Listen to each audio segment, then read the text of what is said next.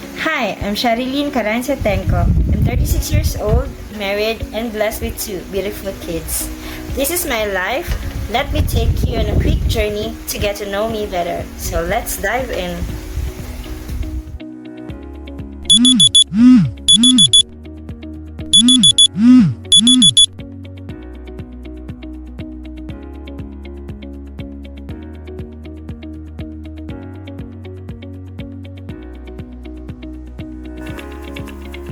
I wear many hats in my daily life. I'm a proud mom, a dedicated student, a loving wife, a church singer and organist, and a passionate rose plant enthusiast.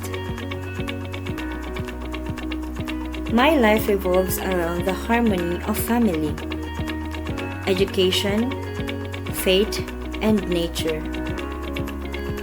These are my passions: nurturing my children as a mom, pursuing knowledge as a student, building a strong partnership as a wife, finding peace and purpose in music through my role in the church, and cultivating the beauty of nature through my love for breeding and caring for roses.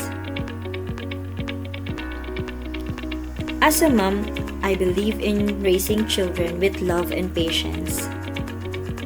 As a student, I value the importance of lifelong learning to achieve my dreams.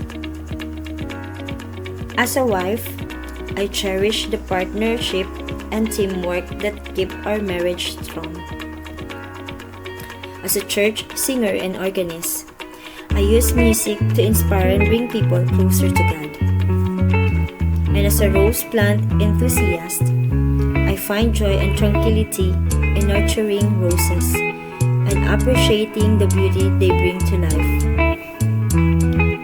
Balancing all these roles isn't easy. Remember the days we were young, but it's deeply fulfilling.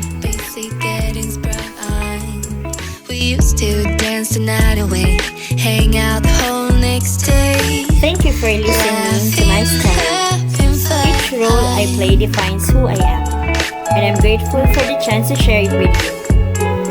Wishing everyone the best as we continue our journeys.